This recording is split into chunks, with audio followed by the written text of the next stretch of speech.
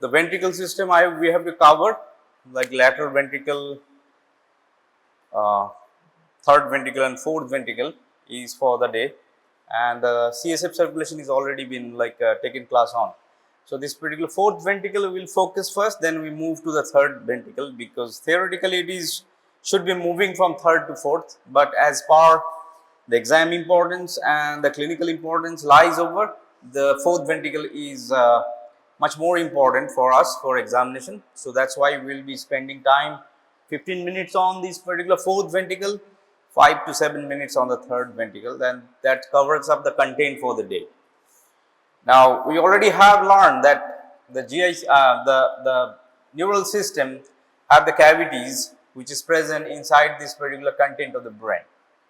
Now, these cavities of the brain, which is called them as the cerebral cavities, we call them as lateral ventricle. There are two of them, on one end on the right side, other is on the left side of the cerebral hemispheres. We call them as lateral hemisphere bones, lateral ventricles of the brain, which is present to it, which is the largest of all the ventricles. Now, then we have a third ventricle, which is placed little bit in between these particular lateral ventricles, and way down we have a fourth ventricle, that is for the content, which is present principally in the lower part of the brain. We call them as hindbrain. That is what we are going to learn today. So, this particular ventricle cavity that you are seeing here, which is going or making a path for the central nervous system cavity, which is going to the spinal cord. So, before it enters to the spinal cord, this particular cavity, the spinal cord had that cavity, we call them a central canal. We have an expansion lying in the hind part of the brain, and it is held in between the cerebellum posteriorly and the brainstem anteriorly. So, between this hindbrain part, cerebellum and the brainstem holds a brainstem cavity or holds a cavity, we call them as fourth ventricle. Now, this fourth ventricle is theoretically important because it has some of the important structures that is present within the content of it, which is lying as a exam short note. So, they come as a questions as a exam short notes of ventricles, or in particular they ask about that particular segment of the brain ventricle, fourth ventricle, to narrate about it. We will talk about. So, this particular ventricle, we have to know the locations of it. It is lying in the hindbrain, lower part of the brain. Between this particular brain, which is lying here, is this particular part, we call them a cerebellum, which is having in the back side, you can see that, and the brainstem, pons, and the upper part of the medulla, which is lying in it. So, this particular slit which you are seeing here, we call them as fourth ventricle. It looks like a tent, so we call them as tent shaped ventricle cavity, which is having an apex. From the cross section from the side, it looks like a triangle or a pyramid like this. So, this particular cavity which you are seeing here, we call them as fourth ventricle cavity.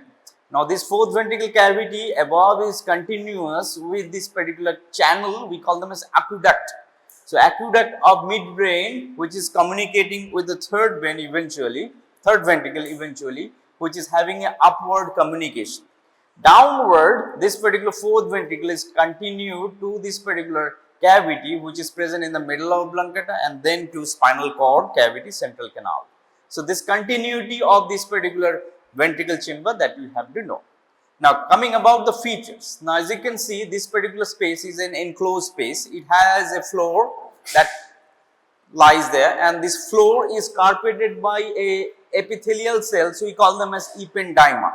So, this particular inner side lining over present in here, we call them as ependyma, which is lining or carpeting in, and then we have this particular floor on top here, we have a roof. Now, the feature which this roof has, it is not a flat roof. It looks like a tent. It has two segments, one is upper segment of the tent, and this part we call them as lower part of the segment of the roof. So, upper part of roof, lower part of the roof. Then it has two angles, that means this particular side expanding a right side and left side, we call them as angles of it. So, these angles are two on the sides, lateral angle, right and left lateral. It has making an angle because being a triangle above, we call them as superior angle, and it is angling down below, which is making this particular lower angle, we call them as inferior angle. So this particular whole thing is a boundary of this particular slit like cavity which you seeing here roughly looks like tent which is present inside to it. Now, what you have to know about this particular cavity, about this particular difference of this particular angles, roofs and detail of the floors that you have to know. Now, we take one at a time. So, we see that the lateral boundary of this particular space which is limited laterally above and below by some kind of structures. So, above this particular structure which is limited above by some kind of projections of the white finder bundles like this. So, this is known as peduncle. So, this is known as peduncle which is above, we call them as superior cerebellar peduncle. And likewise on the bottom side we have another peduncle, we call them as inferior peduncle. So, this particular lower limit laterally above and below is limited by the superior cerebellar peduncles and inferior cerebellar peduncles. So, inferior cerebellar peduncles in the midline we have this particular bumps there, we call them as gracile and cuneate tubercle which is a relay station for these sensory nerve fibers which is coming from the upper part of the body, lower part of the body. So, this lateral boundary of this, if you see that above from these pictures, we can figure it out, this particular peduncles which is holding in the upper side, superior and inferior peduncles, and these bumps we call them as cuneate and gracile tubercle which is limiting this particular space laterally. Now, coming to this particular roof over here. So, this particular roof as you are seeing here, it looks like a tent. This roof has a tent which is above, which is called them as upper slope of the roof. This half we call them as lower slope of the roof. So, this upper slope of the roof we call them as, which is formed by a neural tissue, we call them as superior medullary velum which look like a curtain, that is why we call them as velum. So, this roof part is important for MCQs. They ask this particular question about this particular roof of this particular superior cerebellar peduncle. So, this upper part which is made by a neural tissue, we call them as superior medullary velum. This is a neural tissue, that means it is a white matter fiber. The lower part of the roof in contrary which is formed by another curtain like substance, we call them as inferior medullary velum.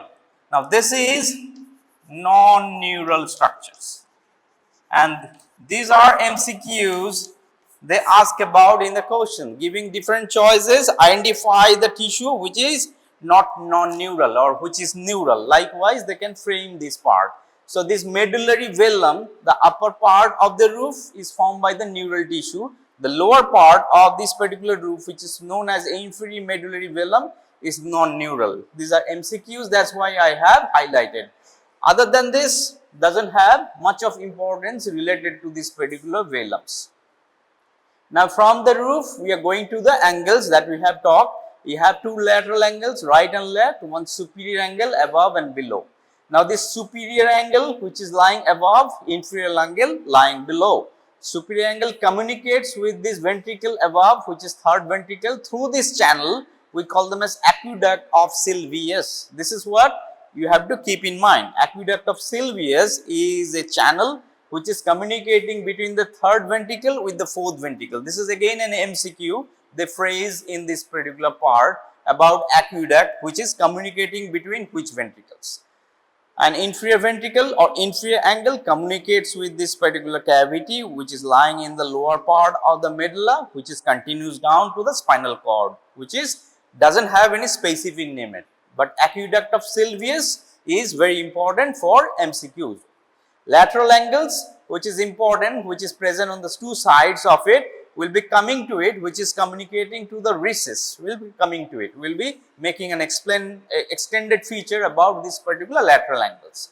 Now, moving from this particular part, superior velum, inferior velum which is non-neural, that you have to keep in mind, and the aqueduct which is communicating with the cavity above which is third ventricle with the fourth ventricle, communications between them through this particular part. the CSF or cerebrospinal fluid is flowing through. The content of this particular fourth ventricle is a clear fluid, we call them as cerebrospinal fluid. The cerebrospinal fluid is present in between all the ventricle chambers. Likewise, the fourth ventricle also holds this. So, this is what we have learned. Now, coming to the most important part of the fourth ventricle. This is exam question. Last year supply also they give this particular questions about describe this particular fourth ventricle cavity, and they give a clinical questions about the obstructions of the CSF flow, which is the next part that we are going to talk. Now, this particular fourth ventricle floor, it looks like a rhomboid shaped structure, and this particular rhomboid shaped structures have got some features that we have to keep in mind, that we have to narrate in the examination. I don't know what's the importance about narrating this particular floor of the fourth ventricle. When I was student like 20 years back, they asked this question. 20 years even before that, they asked the same questions. Now also, last time I saw that, they asked the floor of the fourth ventricle. But clinical importance to it is more significant. That should be coming for you guys for examination. But anyways, as they are asking questions, we have to learn these things. So, this particular shape of this floor of the fourth ventricle is a kind of rhomboid shaped structure. That is why you call them as rhomboid fossa. Now, in the midline and the side of the midline, there are some elevations and some depressions are there. Those things are need to be explained, and those things are need to be narrated whenever you are saying that. In the strict midline, we find a floor on here divided into two halves by a groove. We call them as median sulcus. Next to the median sulcus, we find a bump, an elevation. We call them as eminence. We call them as medial eminence. Now, this median eminence, on the side of that, again another limiting groove is there. We call them as sulcus limitans. So, these three things falls one after another. Midline groove, sulcus, then bump, eminence, then limiting thing, we call them as sulcus limitans. Now, this particular sulcus limitans above making a kind of space, we call them as superior fovea, and this particular sulcus limitans making lower part, making a kind of depression, we call them as inferior fovea. So, these are the two depressions, triangular shaped depressions above the sulcus limitans and below the sulcus limitans, we call them as fovea, superior and inferior fovea. These are 5 features that is present. Now, if you see the middle part of the medial eminence coming to the lower segments, if you split in upper half and lower half, the lower part of this lower part of this particular midline over here, we find a super bulged or super prominent area on the median eminence. So, this median eminence in the near to the midline or lower part of the midline, we have an eminence, we call them as facial colliculi. So, deep to this facial colliculi which is present, we have the nucleus of the facial nerve lying in it. So, this facial colliculi which is present on the median eminence, a supreme elevated area. So, facial colliculi is a facial nerve nucleus lying deep to that. This is the 6 things or few things about the features that you have to keep in mind. Next to that, if you move to the lateral sides of this angle or lateral angle, we have an area, we call them as vestibular area. So, which is related to this cranial nerve number 8. So, the vestibular area is present on the angles of this particular floor of the fourth ventricle. So, this is another feature. Now, this particular inferior fovea, which is a triangular depression lying at the lower part of the sulcus limitans, is making this particular lower part into 2 halves, into 2 triangular areas. One is hypoglossal triangle which is lying medially, and lower part which call them as vagal triangle. Deep to that, we have 2 nerve nuclei which is lying in this particular region. Which part?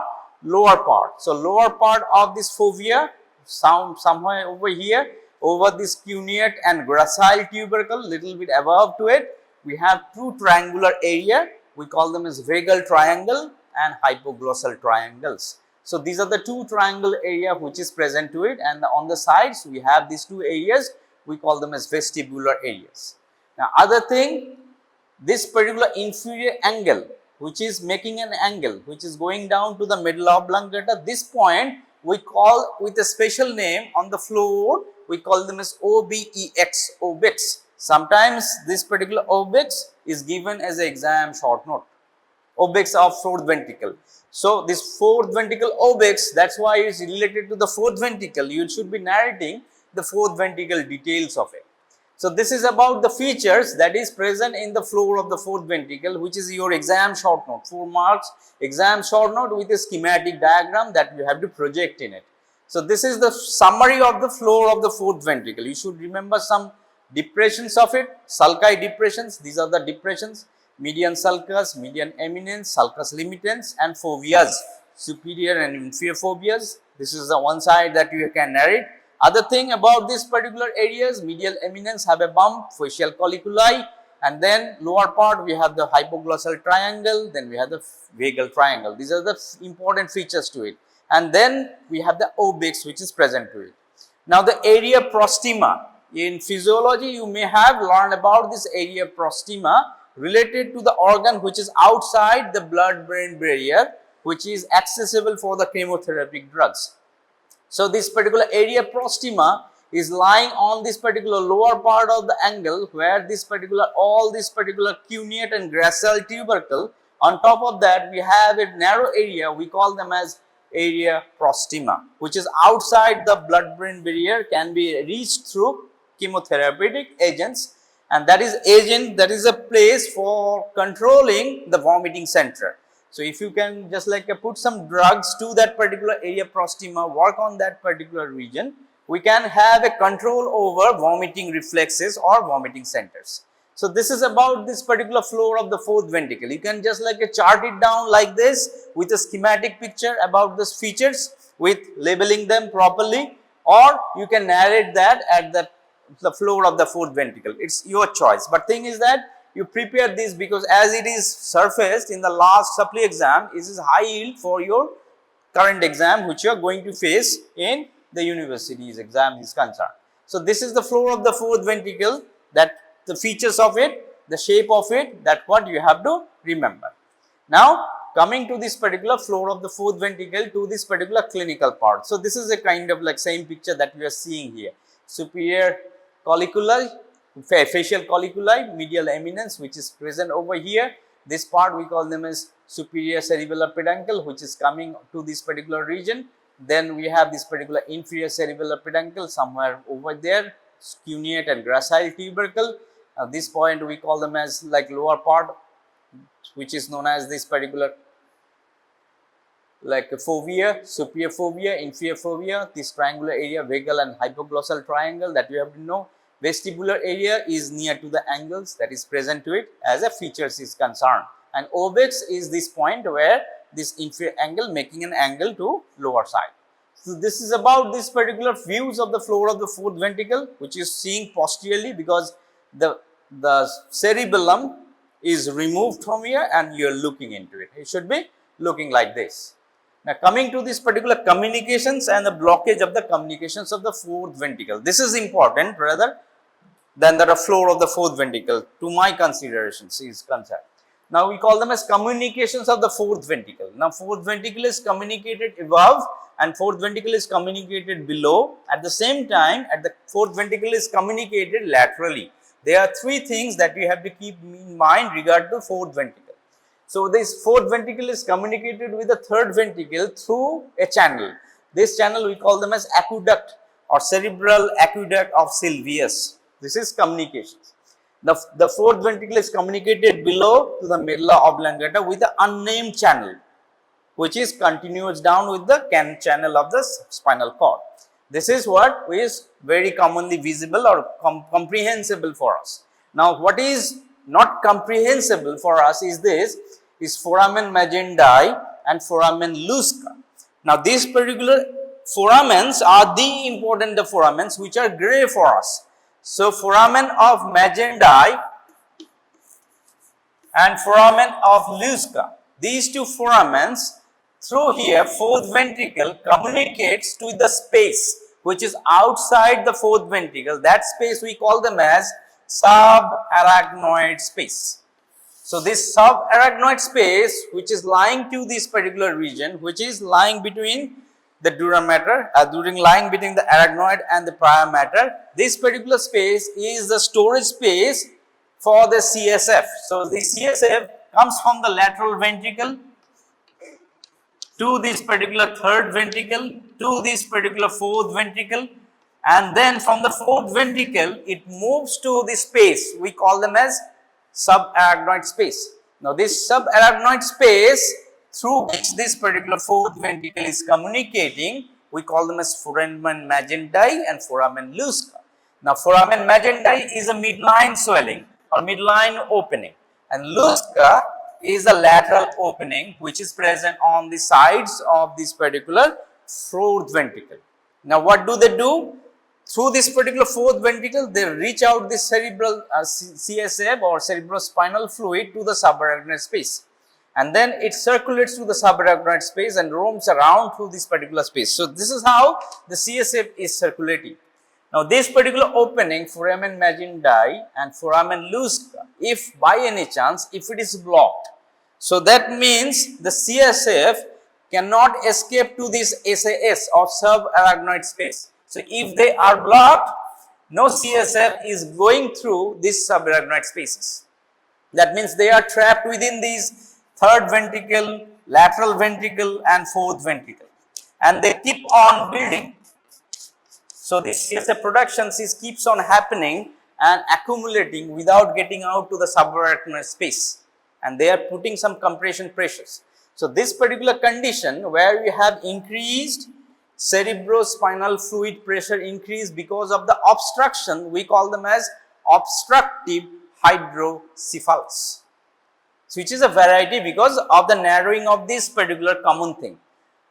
Is this the two opening only that can be blocked? No, the aqueduct sylvius that you have seen, which is communicating through this particular area, this also can be blocked. So, if this aqueduct sylvius is also blocked, we have this particular dilatations of the lateral ventricle and third ventricle, fourth ventricle is spared. If it is blocked at this particular point, we call them as foramen Magendie and the Luschka. Then we have this particular, all these three elements is kind of locked together and creating a obstructive hydrocephalus. This is one variety of phenomenon, we call them as hydrocephalus, which is obstructive variety. This was asked in examination, variety or types of hydrocephalus, last exam. So, obstructive variety you understand. Second is non-obstructive. There is no blockage of these particular channels. Now, how this particular CSF can increase in this particular individual? There is increased production of CSF. The CSF is produced more and less absorbed.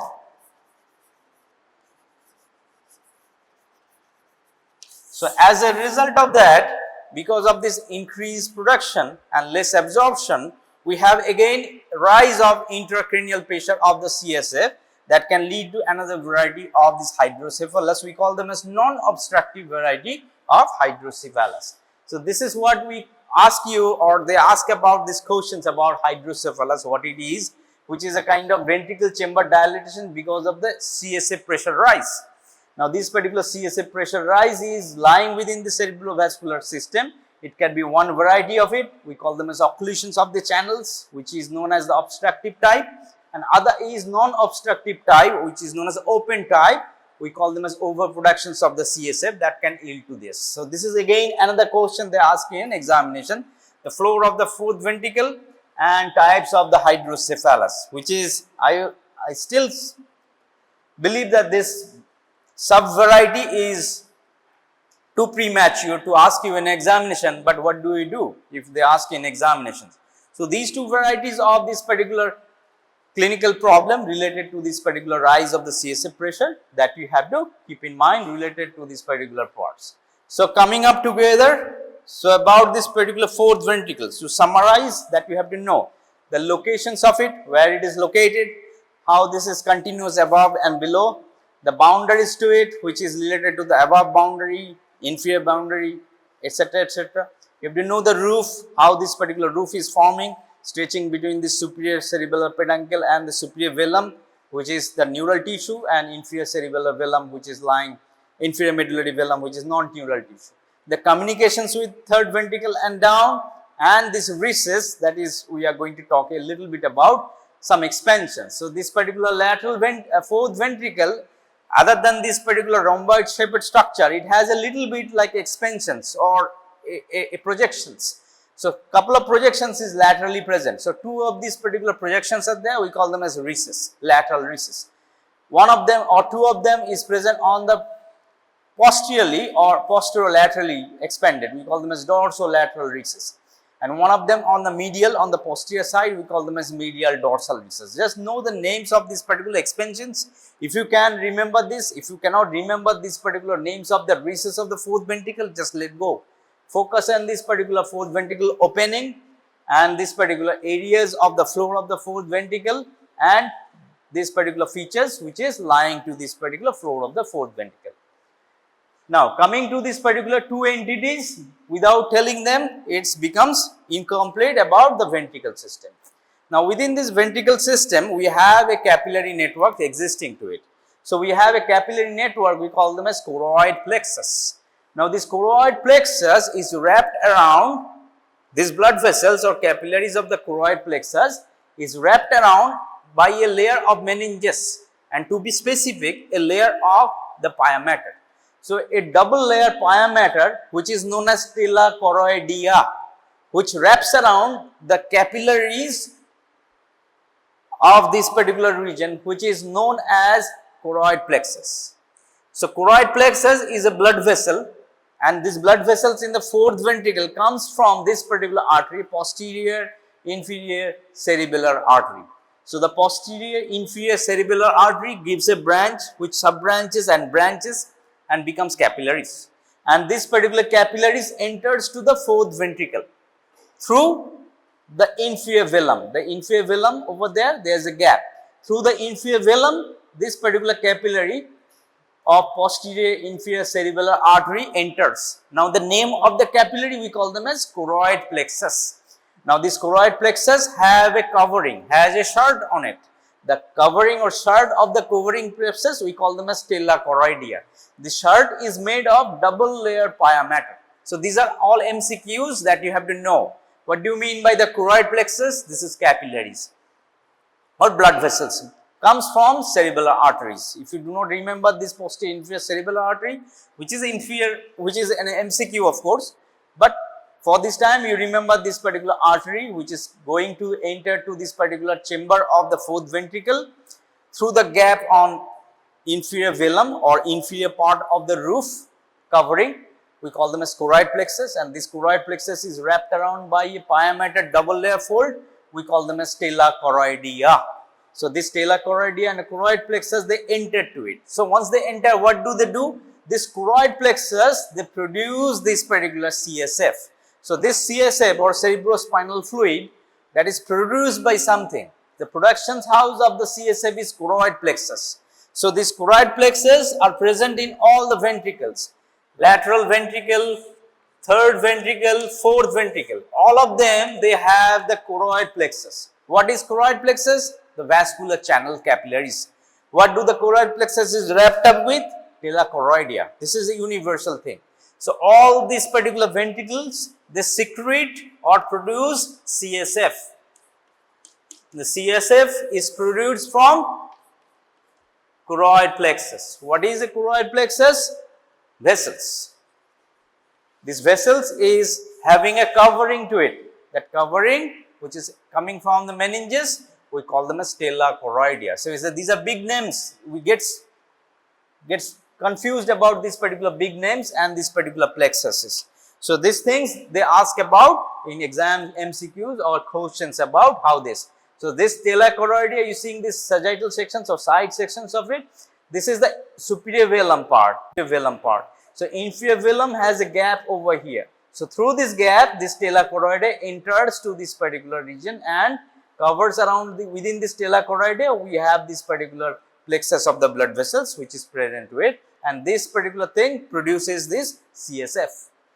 And overproductions of the CSF or obstructions of the CSF can create this intracranial raise of CSF pressure within the ventricles, and that can create two kinds of or two varieties of the hydrocephalus. One is occlusive varieties, obstructive varieties, open or non-obstructive varieties. So, this is what in summary about ventricles and the clinicals related to this ventricles that you have to keep in mind. Very few more words about the third ventricle, again with the same part that you have to talk. So, where the third ventricle is present in the mid portions of the brain, we call them as diencephalon. Between the thalamus and hypothalamus, in between, this particular third ventricle is located. It is basically crammed between this particular two cerebral hemisphere. If you cut the corpus callosum of the brain, open the brain or separate the two hemisphere right and left, we find this particular third ventricle present to it. Under to this particular third ventricle, then it becomes visible to it. Now, how this particular third ventricle extending? It's extending from the front to back, which is from the lamina terminalis to the back of the cerebral aqueduct.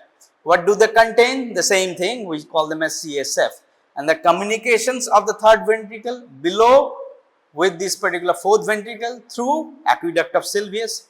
Above or on the sides, it is communicated with this particular lateral ventricle, which is present on the two sides of it. So, this is the two ventricles that you are seeing present in the cerebrum. We call them as lateral ventricles, right and left lateral ventricles.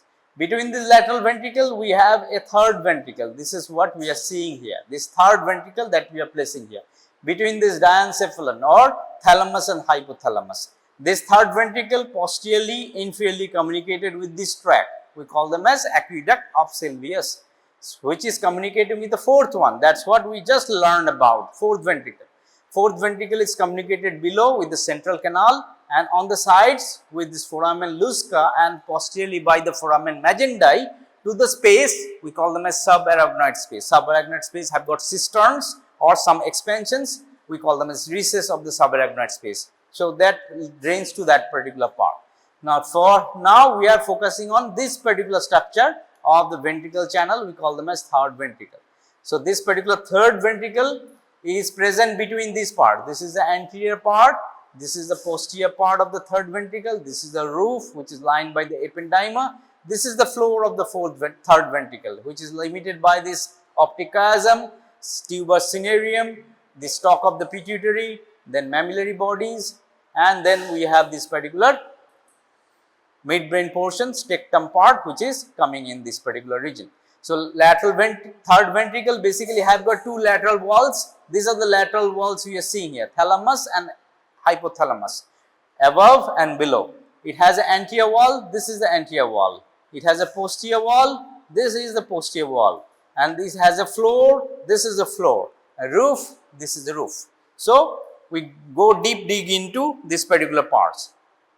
So, this is what we call them as anterior wall formed by this particular anterior commissure. So, this white matter fiber we call them as anterior commissure, which is making the anterior wall of this or anterior boundary of this particular third ventricle. This one we call them as posterior commissure, which is communicated with the habeneural commissure.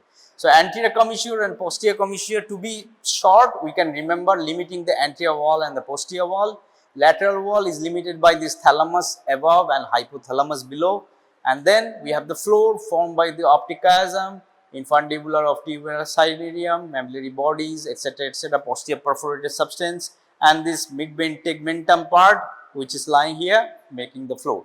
Roof is formed by the tela choroidea of the third ventricle. What is tela choroidea? Pyometer fold. What is pyometer fold is holding? We are holding the choroid plexus. What is choroid plexus? Nothing but the blood vessel capillaries. What do? They produce the CSF. So, this is how this whole thing of these walls of this particular third ventricle placed. No deep digging other than this particular picture. You remember this picture? If you remember on this particular content is fine. If you do not, just know this particular anterior wall, posterior roof, floor, etc., etc. It is present. So, this particular chart, if you can remember, is good enough for this particular third ventricle, anterior wall, posterior wall, roof, floor, and the lateral walls. This is what we have to remember about the boundaries of the third ventricle. That's it. Then, important for us, the communications of the third ventricle with the fourth ventricle. Third ventricle communicates with the fourth ventricle through the aqueduct sylvius. Third ventricle communicates with this particular lateral ventricle with this particular communication band. We call them as interventricular communications. This one, interventricular communicating foramen. So, this particular communications with this two interventricular foramen of Monro, which is communicating with the lateral ventricle to the third ventricle. So, these are all MCQs that you have to prepare. How this lateral ventricle communicate with the right and left along with the third ventricle, we call them as foramen of Monro. How the third ventricle is communicating with the fourth one, aqueduct of Sylvius. How this particular fourth ventricle communicating with the subarachnoid space, that particular Luschka and Magendie. So, these are all MCQs that is placed there. So, these four things that you keep in mind for your MCQs from this picture, if you can remember, is good enough to understand this particular foramens, how they are keeping pace with that, with communicating with each other, and this particular chart about third ventricle, anterior wall, posterior wall, roof, floor. Do not make it difficult, just remember this particular anterior column or anterior commissure, anterior wall, posterior commissure, posterior wall of this third ventricle. Rest thing you can drop. The floor from the optic chiasm and this particular mammillary body, this part is good enough. Lateral wall, thalamus and hypothalamus, that is it. And between this particular thalamus and hypothalamus, we have a communication, right side thalamus with the left side thalamus, we call them as interthalamic adhesions. So, this is about this particular third ventricle, and coming back to the same story where the MCQs are coming, choroidea and choroid plexus. So, just like fourth ventricle, the third ventricle also have a CSF producing part. Where from the CSF is produced? CSF produced from this choroid plexus of third ventricle, fourth ventricle, lateral ventricle. The third ventricle choroid plexus, which is present covered by the same pyometer double fold, that particular part produces this particular CSF. So, obstructions of this particular third ventricle by some kind of any means can lead to the rise of intracranial pressure of the CSF, lead to the clinical problem, the same one, hydrocephalus. Now, hydrocephalus, obstructions, obstructive hydrocephalus, non-obstructive hydrocephalus, open variety, where the CSF is produced more, absorptions of the CSF is less. The CSF flow or productions, that is already been covered in previous class, go through that particular thing in physiology and this particular anatomy, we ask about this. So, this communication is the important for MCQs, and as well as they ask the communications of the various communication channels between this particular ventricle system along with the obstructive hydrocephalus or open variety of hydrocephalus that you have to keep in mind related to this third ventricle.